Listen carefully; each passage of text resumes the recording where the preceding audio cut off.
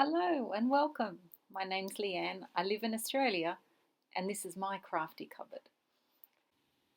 Today I'm joining Roxy's Journal of Stitchery Challenge 3 down the garden path. And the first prompt that Rachel and Sarah have given us is wildflowers. So I've decided to stitch the wildflowers that I see when I'm out bushwalking. I always love stopping and taking a beautiful zoomed in photo of any glimpse of flower that I see as I'm out walking, and so I want the first part of my garden path to reflect that, a little walk in nature zoomed in on the beauty of the flowers. Unfortunately I lost starting footage when I transferred to my computer of me making this piece, so I've already stitched down some variegated tulle from my stash to make a backing. I'm using a really thin muslin to stitch on, and I also made a tea tree flower from the material I used to sew my wedding dress a very long time ago, and I've coloured it with Inktense pencils to add pink and stitched down a red ring in the centre. So now I'm moving to the calliopsis. Okay, next is the calliopsis. And I'm just going to do a centre of French knots to hold it down. I just rough cut it from a piece of yellow fabric. Because it's got quite the mound of little circles in the middle.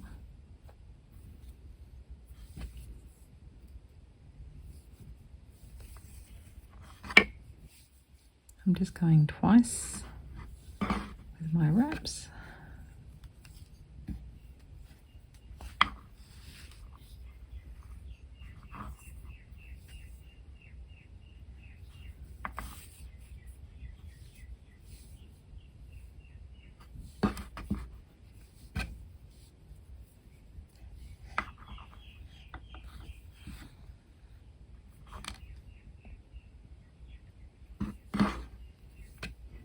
Quite 3D, you know, it's quite sort of a dome, so I wonder if I build up more in the centre over the top of one another, if that will work, or if it will just look like a mess and still be flat.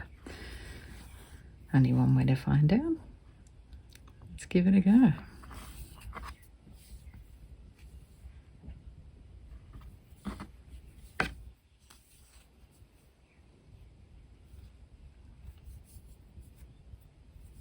Oops, just lost a petal into the centre.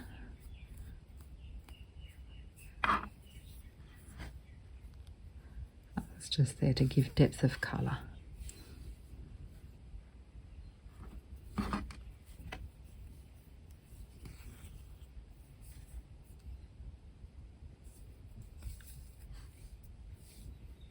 Okay, I'm going to pause while I do more and come back.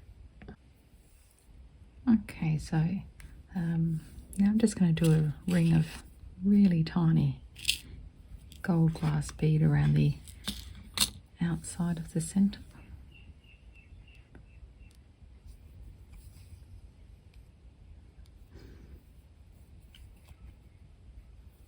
It's actually blending completely into the background fabric to my eye. I can't really see what I'm doing.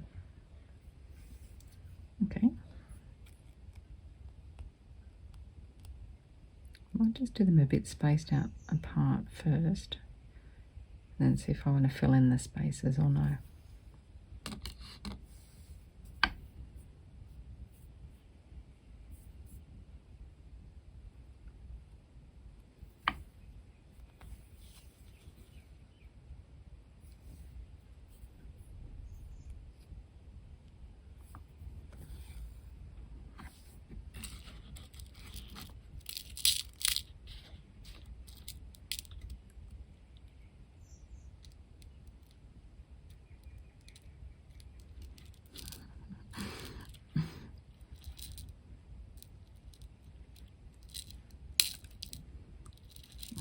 More successful at flinging them out all over the table than getting them on the needle.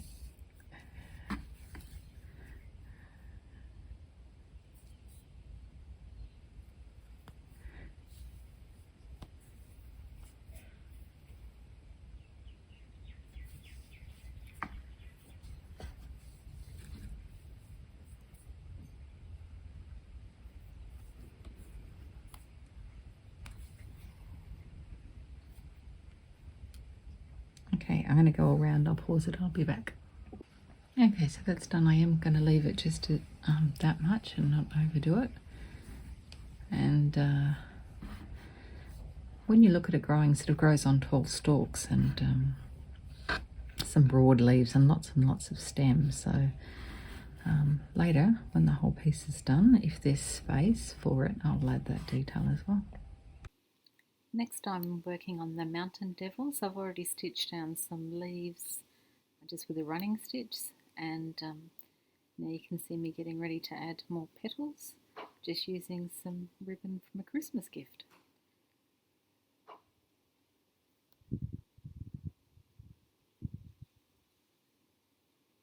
So I'm just cut it to the right shape and stitch it down. Later I'm going to add little red seed beads to make the curly parts of the petals.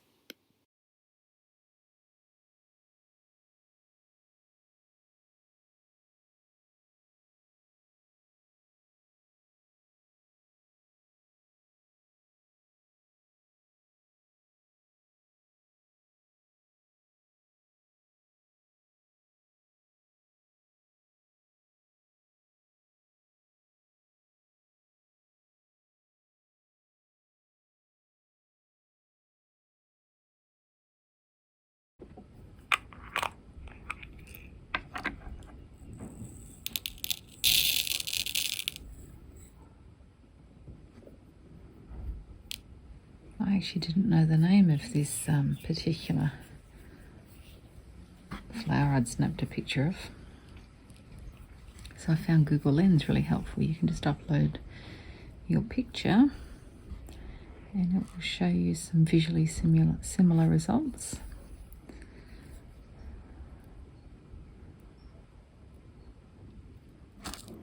And so it seems that what I had a photo of was a mountain devil. And they're called mountain devils, not because they're red, but the seed pod is very thorny. It looks like a head with horns. I'm going to carry on putting a little cluster of 5 red seed beads at the end of each one, each petal, and I'll be back. Next is the large wedge pea, and it's got lots of spikes, spiky leaves that come out from it all around.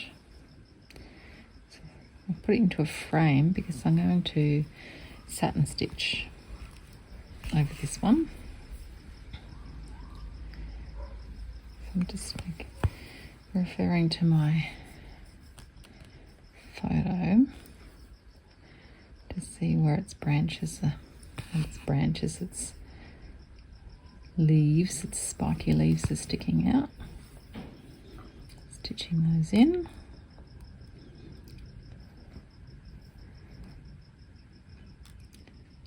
They're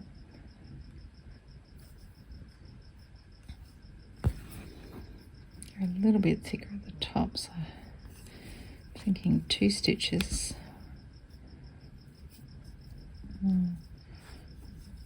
Makes it a bit thick, I think. Let's try another. This one goes out this way. It's a bit further out, about to there.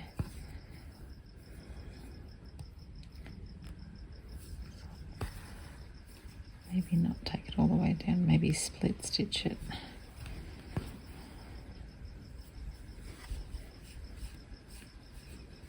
I think that works.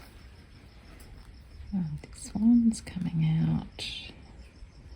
Hang on, that's the one behind. That one behind is coming out here.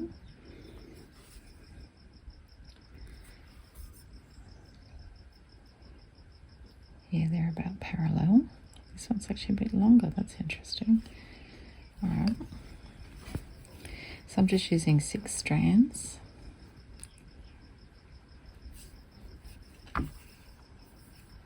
Of the embroidery cotton for these. About to do my usual trick of becoming unthreaded. Hang on. And then it's got one that's coming this way. Overlaps it. There.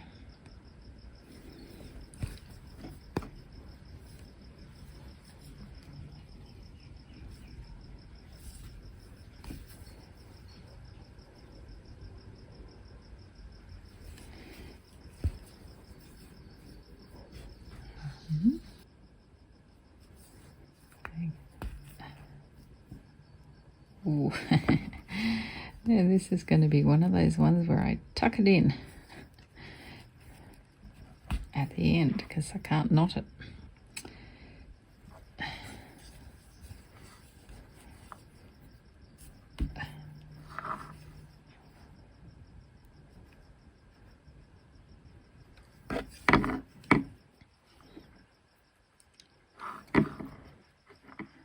Just tuck it in with the back of the needle.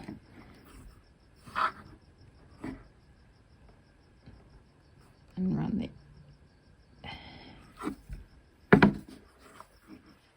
the excess through. Oh no, we became unthreaded.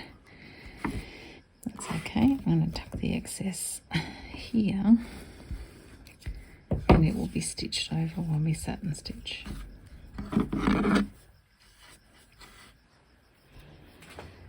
Okay, time to get some yellow embroidery thread.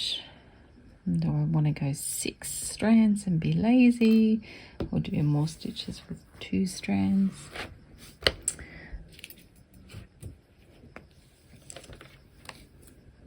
I think we might try just going 2 or 6.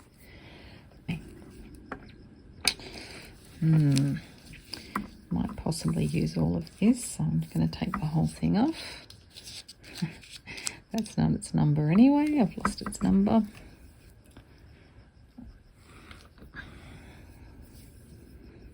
Let's see. This is what it'll look like if we keep it all 6.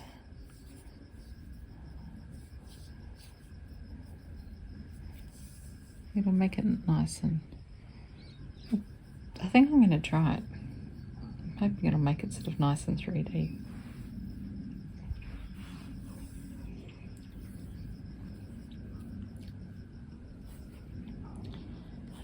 To get my source photo ready again, because I want the stitching to try and accurately represent the shape.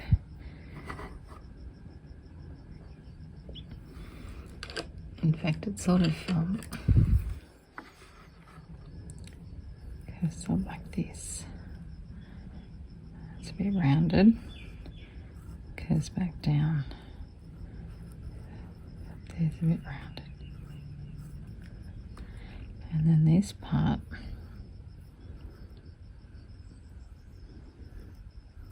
is actually green, sort of a lime green.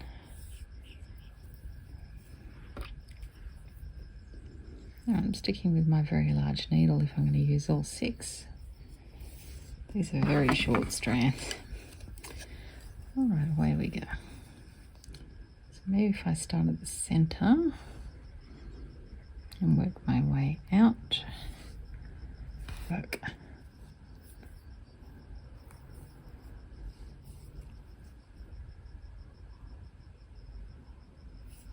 Just going to smooth threads as I lay them down.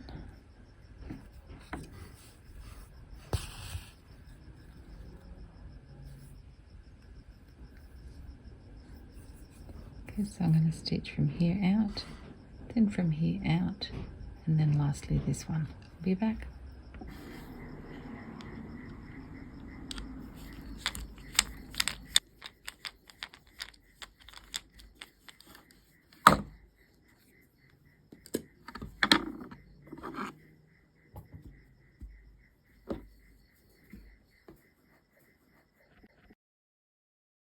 Next I'm working on the violet Kunzea, and I'm just starting from a center point, doing long stitches out in a violet silk thread, and I'm going to put white French knots on the end of these to recreate the look of the flower.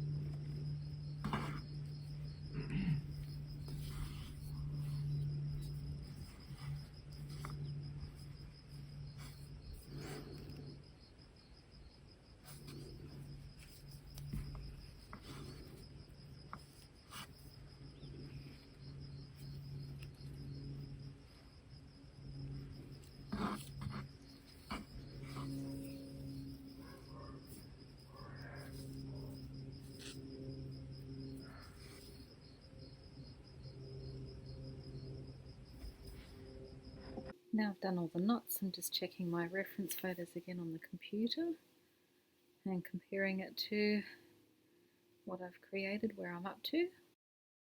Imagine me sewing down that raffia ribbon you can see as my garden path, because unfortunately I snapped a photo instead of taking a video of me doing so. Okay, I just want to add in some leaves down around here. I sort of just do this.